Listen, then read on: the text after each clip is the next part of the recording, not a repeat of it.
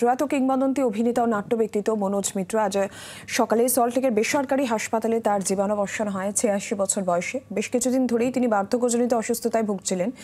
আজ সকাল ৮টা ৫০ শেষ নিঃশ্বাস ত্যাগ করেন তিনি। আজ সকালে তার মৃত্যু হয় এবং তার মৃত্যুতে শোকস্তব্ধ নাট্য জগৎ, সংস্কৃতি মহল। ১৯৩৮-এ বাংলাদেশের সাতক্ষীরায় মনোজ মিত্রের জন্ম। যাত্রা নাটকে অভিনয় করেছেন। এরপর চাক ভাঙা মধু নাটক দিয়েই নাট্যকার হিসেবে তার আত্মপ্রকাশ এবং তারপর একে একে দর্পণে, শরৎ শশী, নরক গুলজার, সাজানো বাগান, নৈশভোজ, অশ্বত্থামা, এই সমস্ত মেষ ও রাখাল, অলকানন্দার পুত্রকন্যার মতন বহু কালজয়ী নাটক রচনা করেছেন মনোজ মিত্র। তার নাট্যগোষ্ঠীর নাম সুন্দরম। এছাড়াও বহু সিনেমাতে তার অভিনয় মুগ্ধ করেছে বাঙালি দর্শককে। ১৯৮০ সালে সেরা অভিনেতা ফিল্মফেয়ার পুরস্কারও তিনি পান। ১৯৮৫-তে সঙ্গীত নাটক একাডেমি পুরস্কার পান। ২০০৫-এ এশিয়াটিক সোসাইটি পুরস্কার এবং ২০১২-তে দীনবন্ধু পুরস্কার তিনি পান। এছাড়া ২০১১-এ বাংলাদেশের মুনির চৌধুরী পুরস্কারও তিনি পেয়েছেন।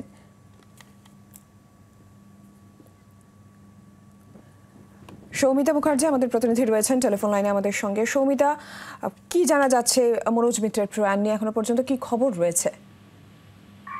দেখো নীলাঞ্জনা, সকালবেলায় বড় দুঃসংবাদ, আমরা মনোজ মিত্রকে হারিয়েছি এবং বেশ কয়েকদিন ধরেই উনি বার্ধক্যজনিত অসুস্থতায় ভুগছিলেন। গত সেপ্টেম্বরেই তাকে হসপিটালে ভর্তি করা হয়েছিল, কারণ তার হৃদযন্ত্রে কিছু সমস্যা দেখা দিয়েছিল। তিনি দীর্ঘদিন ধরেই ভুগছিলেন এবং সেই সময় তিনি সুস্থ হয়ে বাড়িও ফিরে আসেন, কিন্তু কিছুদিন আগেই ফের গুরুতর অসুস্থ হয়ে পড়েন এবং সেই সময় তাকে আবার ভর্তি করা হয় একটি সল্টলেকের বেসরকারি হাসপাতালে এবং আজ সকাল ৮টা ৫০ তিনি প্রয়াত হয়েছেন। তার হার্টের একটি বড় সমস্যা ছিল, এছাড়াও সোডিয়াম, পটাশিয়াম, ক্রিয়েটিনিনের সমস্যা ছিল বেশ কিছুদিন ধরেই।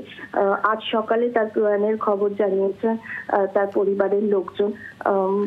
৮৬ বছর বয়স হয়েছিলেন, অসুস্থ ছিলেন এবং কিন্তু কিংবদন্তির এভাবে চলে যাওয়া মেনে নিতে পারছে না নাট্যজগৎ। নাট্যজগতের একটা বড় ক্ষতি বলে সকলে মনে করছেন। নীলাঞ্জনা।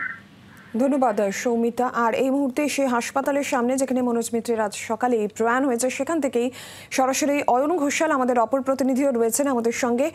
অয়ন, হাসপাতাল সূত্রে ঠিক কি খবর পাওয়া যাচ্ছে এই মুহূর্তে?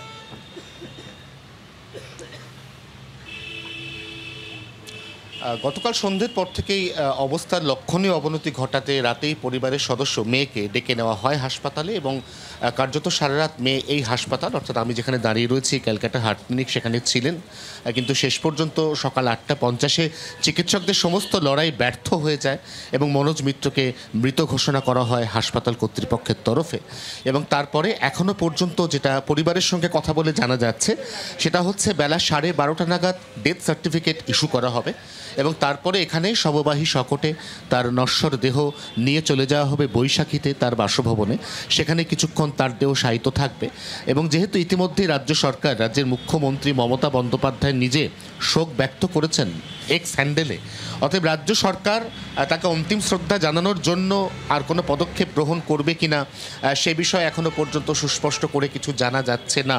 তবে নিঃসন্দেহে যেমনটা আমাদের আরেক প্রতিনিধি সৌমিতা বলল যে মনোজ মিত্র তার যে প্রয়াণ নিঃসন্দেহে একটা নক্ষত্র পতন, ইন্দ্র পতন নাট্য জগতে, সংস্কৃতি জগতে, এবং সেই কারণেই তার বাসভবনে অগণিত অনুগামী, অনুরাগী তারা তাকে অন্তিম শ্রদ্ধার্ঘ্য নিবেদনের জন্য আসবেন, এমনটাই এখনও পর্যন্ত মনে করা হচ্ছে। এবং আবারও বলছি, হয়তো আর কিছুক্ষণের মধ্যে রাজ্য সরকারও তাকে অন্তিম শ্রদ্ধা জানানোর জন্য সাধারণ অগণিত গণমুগ্ধ ভক্ত যাতে তাকে অন্তিম শ্রদ্ধা নিবেদন করতে পারেন তার জন্য বিশেষ কোনো ব্যবস্থা নেন কিনা, বিশেষ কোনো ব্যবস্থার কথা ঘোষণা করেন কিনা সেদিকেও কিন্তু একই সঙ্গে আমাদের নজর থাকবে। ধন্যবাদ অয়ন।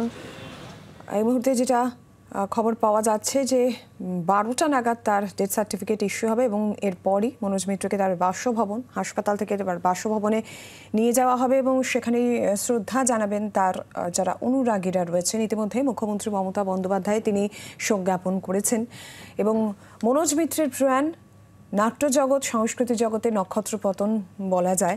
৮৬ বছর বয়সে সল্টলেকের এই বেসরকারি হাসপাতালে আজ সকাল ৮টা ৫০ তিনি শেষ নিঃশ্বাস ত্যাগ করেন। দীর্ঘদিন ধরেই তিনি বার্ধক্যজনিত অসুস্থতায় ভুগছিলেন। গতকাল থেকেই তার শারীরিক অবস্থার কিছুটা অবনতি হতে থাকে এবং তার পরিবারকে খবর দেওয়া হয়। হাসপাতালের তরফ থেকে পরিবারকে খবর দেওয়া হয় এবং আজ সকাল ৮টা ৫০ এই হাসপাতালে তিনি শেষ নিঃশ্বাস ত্যাগ করেন।